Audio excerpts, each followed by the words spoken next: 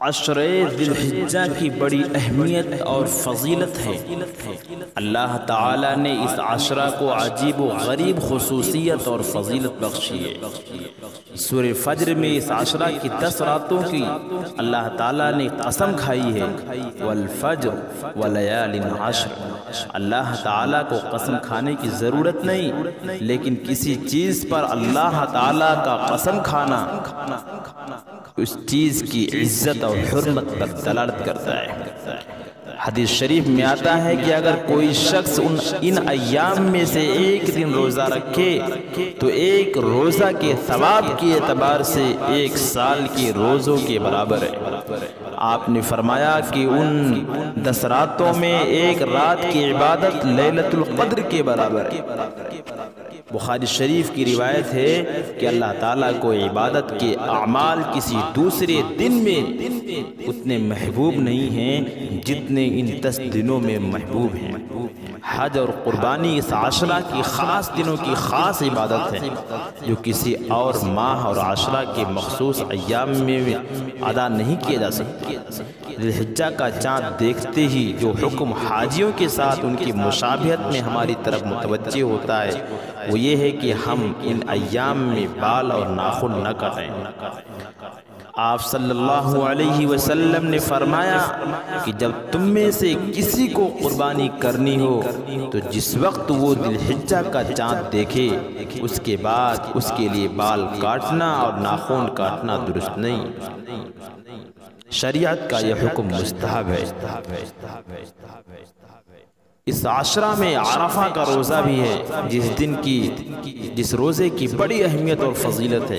آپ صلی اللہ علیہ وسلم نے فرمایا کہ عرفہ کے دن کا روزہ جو شخص رکھے کہ مجھے اللہ تعالیٰ کی ذات سے امید ہے تو اس کے 1 سال پہلے اور 1 سال بعد کے گناہوں کا کفارہ ہو جائے گا۔ ابن ماجہ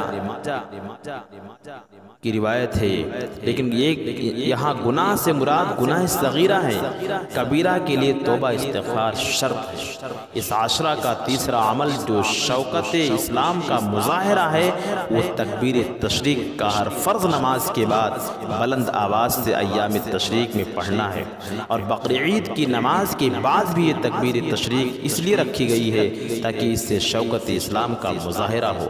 عیدگاہ جانے اور آنے میں بھی اس تکبیر کا پڑھنا مسنون ہے۔ قربانی وہ عبادت ہے جس میں عقل کا عمل دخل کم ہے۔ یہاں حکم خداوندی اتباع الہی کا دخل زیادہ ہے۔ عقل کہتی ہے کہ یہ دیوانگی ہے، بیٹے کو ذبح کرنا خلاف عقل ہے، اور شریعت کہتی ہے یہ عین عبادت اور وفا شعاری ہے۔ ہم جو قربانی کرتے ہیں دراصل یہ قربانی اس عظیم الشان اور معروف و مشہور واقعہ کی یادگار ہے جبکہ ہزاروں سال پہلے حضرت ابراہیم علیہ السلام نے خدا کی مرضی و خوشنودی حاصل کرنے، امتحان محبت میں پورا اترنے اور ابتلاء و آزمائش میں کھرا اترنے کے لیے خود اپنے صاحبزادے اور لخت جگر کی حلقوم پر چھری چلائی تھی۔ اللہ تعالیٰ نے اپنے فضل و کرم اور بے پایہ رحمت سے اسماعیل علیہ السلام کو بچا لیا اور ان کی جگہ ایک غیبی اور جنتی میڈھا ذبح کرا دیا گیا۔ فداکاری و خوشنودی و خود سپردگی، محبت و اطاعت، تسلیم و رضا کی ایسی مثال تھی کہ شاید چشم فلک نے اس سے پہلے کبھی نہیں دیکھی تھی اور نہ اس کے بعد کبھی دیکھا۔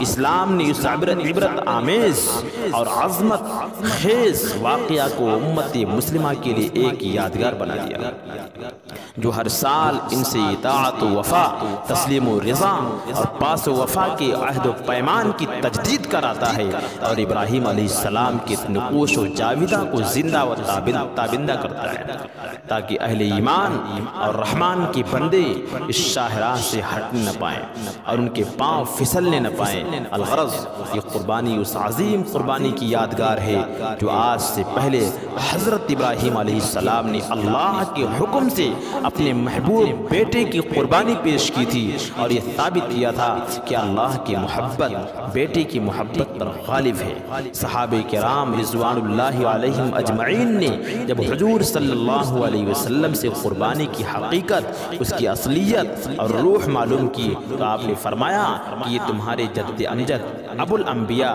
حضرت ابراہیم علیہ السلام کی سنت، شعار ان کا طریقہ ہے، اور قربانی کے جانور کی ہر بال پر تم کو نیکی ملے گی۔ یوں تو دنیا کے تمام تاریخ قربانی و جانثاری، تسلیم و خود سپردگی اور محبت و فداکاری کی واقعات سے بھری پڑی ہیں، لیکن خانوادہ ابراہیمی کی قربانیاں خدائے وحدہ لا شریک کو اتنی پسندیدہ ٹھہری اور ایسی مقبول ہوئیں کہ اللہ نے قیامت تک کے لیے انہیں یادگار بنا دیا۔ آج مسلمان انہیں اداؤں اور صورتوں کی نقل کر کے اللہ تعالیٰ کی رضا اور خوشنودی حاصل کرتے ہیں۔ حضرت ابراہیم علیہ السلام کی سنت اور شعار کو آپ صلی اللہ علیہ وسلم نے اور آپ کی جانثار صحابہ کرام رضی اللہ علیہم اجمعین نے جاری رکھا، اور یہ تسلسل اب تک امت محمدیہ میں قائم ہے۔ قربانی صرف سنت ابراہیمی کی اتباع اور نقل و پیروی ہی نہیں، بلکہ ایک محبوب و عمل اور مقبول عمل اور عبادت اور تقرب الہی کا اعلیٰ مؤثر ذریعہ ہے، نیز مشکلات و مصائب کے حل کا ایک کامیاب مفید حل۔ قربانی مجبور و بے کس، معزز و مجبور انسانوں کے ساتھ ہمدردی و غمگساری اور نصرت و تعاون کا عملی مظاہرہ بھی ہے۔ قربانی انسان کو شہرت اور دوام بھی عطا کرتی ہے۔ حضرت ابراہیم علیہ السلام ان کی خانوادے کی پوری زندگی مختلف قسم کی قربانیوں سے لبریز ہے۔ اللہ تعالی ہم سب کو عید قربان کے موقع پر خوب قربانیاں پیش کرنے کی توفیق و رحمت فرمائے، آمین۔ وآخر دعوانا الحمدللہ رب العالمین۔